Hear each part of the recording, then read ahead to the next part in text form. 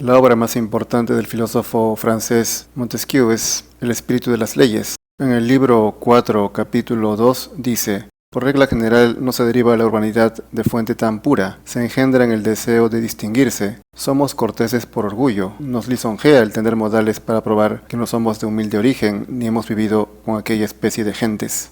La cortesía no significa que una persona sea buena, puede haber mucha hipocresía. En realidad, las formas son usadas para ocultar lo que uno es, mentir y engañar a los demás. De modo que la cortesía no te hace superior, aunque lo parezca. Puede haber alguien de modales rudos, tosco o taciturno que sea bueno o superior. Lo que cuenta pues es el fondo, no las formas superficiales. Lo puro está en el fondo y por eso la urbanidad no es tan pura, sino que uno a menudo inconscientemente quiere aparentar ser más siendo cortés. Por ejemplo, frente a aquel que no saluda o que no tiene modales. Pero esas cosas no dicen nada del fondo de la persona. Yo sé muy bien que algunas personas sin modales son superiores a los más refinados maestros de etiqueta. Por dentro, claro, que es lo único que cuenta. Mucha gente que aparenta ser muy superior, pero que en realidad es inferior, al promedio incluso. Obviamente gente que tiene muchas cosas materiales, gente incluso rica o muy famosa, muy elegante por fuera, pero por dentro muy pobres espiritualmente. Eso es lo común,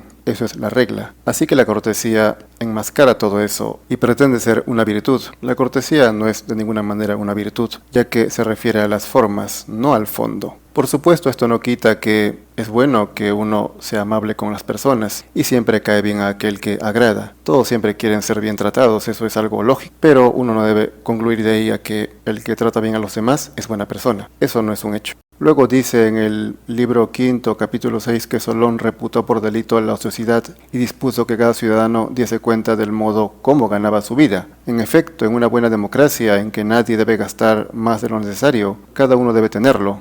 O sea, a nadie le debe faltar. Por eso tiene que trabajar y no estar ocioso. Tampoco debe gastar más de lo necesario en cosas superficiales. Esto es indispensable en una verdadera democracia, donde nadie debe tener demasiado. Esto exactamente dijo Rousseau en su contrato social. El estado social no es ventajoso a los hombres, sino en tanto que cada uno de ellos posea algo, pero ninguno tenga demasiado, porque de lo contrario uno acumularía mucho y por fuerza a otros le faltaría, pues las cosas son limitadas, no son infinitas, de modo que si uno acapara demasiado, a otros por fuerza le va a faltar. Luego dice también en el libro 1, capítulo 1, que los brutos o los irracionales carecen de las supremas ventajas que poseemos los hombres, pero tienen otras de que nosotros carecemos. No participan de nuestras esperanzas, mas tampoco sienten nuestros temores. Si están sujetos a la muerte como nosotros, no la conocen. La mayor parte aún se conservan mejor que nosotros y no hacen tan mal uso de sus pasiones. Esta comparación del hombre con respecto a los animales la han hecho a muchos pensadores, diciendo que el hombre con respecto a ellos es un ser miserable que tiene muchas preocupaciones, mientras que el animal vive sin ellas, en una tranquilidad espontánea y natural. El animal siempre vive en el presente, mientras que el hombre piensa en el pasado y en el futuro, y llena su mente de pensamientos que le hacen sentir mal generalmente. Por ejemplo, Séneca dijo que en lugar de acomodarnos a la situación presente, proyectamos nuestros pensamientos en el futuro. Por ello, la previsión, el bien máximo de la condición humana, se convierte en un mal. Las fieras huyen de los peligros que ven. Una vez evitados, están seguras. Nosotros nos atormentamos por el porvenir y el pasado. Lo único, dice Montesquieu y muchos también, que debe envidiar el animal al hombre es la razón, o que hace al hombre superior. Esto no es algo muy cierto. Quizás para algunos la razón sea algo mejor, pero muchos no usan bien la razón y los hace peor, o sea, los hace peores que animales, ya que sus acciones perjudican al mundo y a la naturaleza. Su razón no les sirve de nada, sino que los hace ser peores. Entonces la razón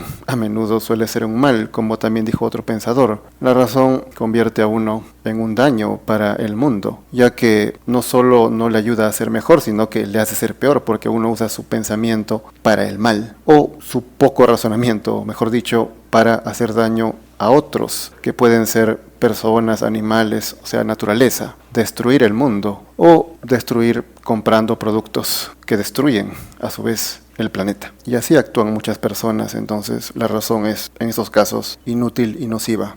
Luego dice en el libro 1 también y capítulo 3, cual todos los seres finitos está sujeto a la ignorancia y al error. y a veces pierde los débiles conocimientos que tiene. Como criatura, se refiere al hombre, como criatura sensible está sujeto a 1000 pasiones. Un ser de esta naturaleza podía olvidarse a cada instante de su creador. Dios le ha llamado así con las leyes a la religión. Un ser de tal especie podría olvidar a cada momento de sí mismo. Los filósofos le han apartado de este peligro con las leyes de la moral, nacido para vivir en sociedad. Podía olvidarse de sus semejantes. Los legisladores le han vuelto a la senda de sus deberes, con las leyes políticas y civiles. Otra vez se refiere al hombre y justo habla de lo que acabo de decir. El hombre no solamente está sujeto al error y a la ignorancia, sino que prácticamente en la actualidad vive dominado por ellos, al menos la inmensa mayoría de personas. Dice, está sujeto a 1000 pasiones. El hombre actual está dominado por sus pasiones. La mayoría de personas se dejan llevar por las pasiones y no usan su razonamiento, no hacen caso a su pensamiento, si es que lo tienen, no demuestran ser racionales.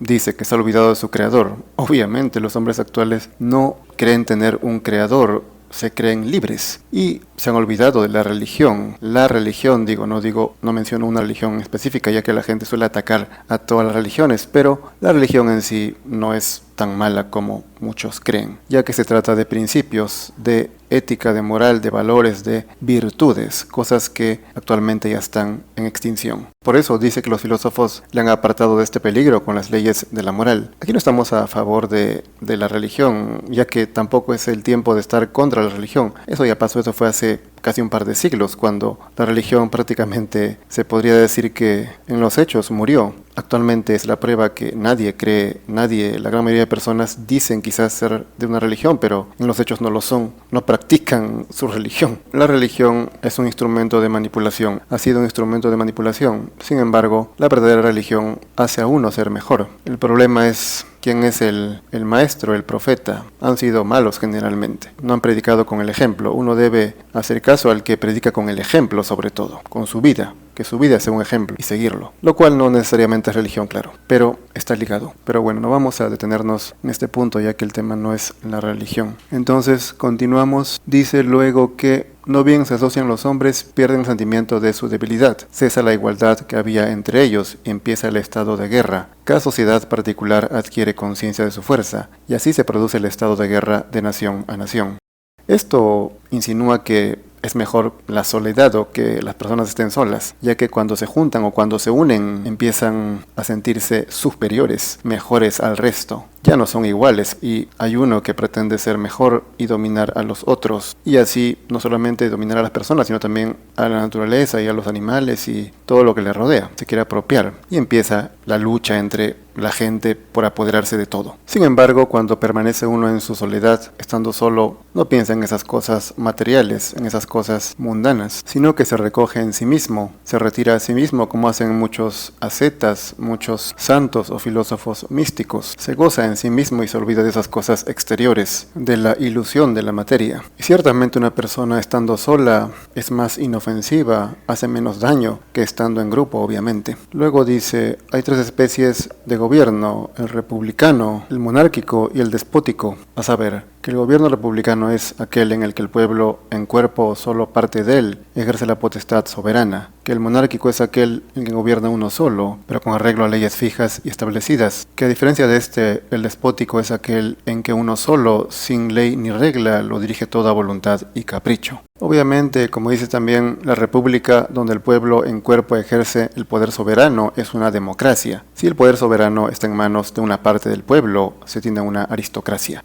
Entonces, si el pueblo en conjunto o en cuerpo ejerce el poder, es una democracia, solo en ese caso. Y si una parte del pueblo tiene el poder, es una aristocracia. ¿Qué es lo que hay actualmente? ¿O a qué es lo que se parece lo que hay actualmente? De manera que actualmente no existe democracia, ya que muy claro dice aquí Montesquieu que el pueblo debe ejercer el poder en conjunto o en cuerpo. Esa es una república democrática. No una parte del pueblo, sino el pueblo en conjunto, en cuerpo, debe tener el poder, debe tener la potestad soberana. Solo en ese caso hay democracia. Si no, no hay democracia. Actualmente, ¿en qué país pasa eso? Solamente consideremos a ver la parte de Sudamérica, digamos. En ningún país hay democracia, ya que en ningún país el pueblo ejerce el poder en cuerpo, sino mediante representantes. Y eso no es democracia, porque sería eso a través de unas cuantas personas o una parte del pueblo, que se pareciera más a lo que Montesquieu dice que aquí es aristocracia. Claro que aristocracia antiguamente se refería al gobierno de los nobles, que solían ser personas que tenían más sabiduría o más dinero, dependiendo. Pero en este caso, pues no se trata de gente que sabe más, sino de gente, en efecto, gente que tiene más dinero, gobierna en realidad. Claro que no ellos directamente, sino que esta gente adinerada controla a los políticos, que son los que supuestamente tienen el poder,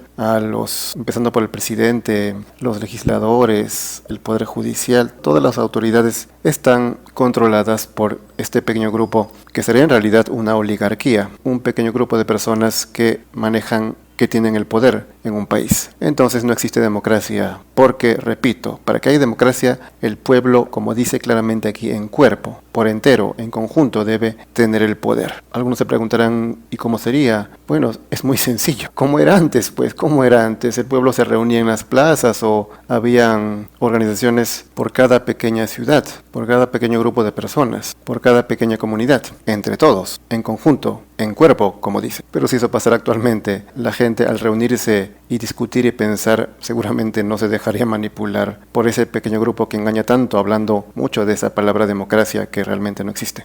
Y en este caso según Montesquieu no la hay, y según los grandes no la hay. Nadie va a decir que actualmente hay democracia, solamente un ignorante lo diría. Me refiero en este caso específicamente a estos países de Sudamérica, por ejemplo, ya que los demás puede ser más complicado decir una u otra cosa sobre la democracia. Pero en los países, al menos de Sudamérica, es claro que no existe democracia, sino que sirve para engañar a los pueblos, esa palabra democracia.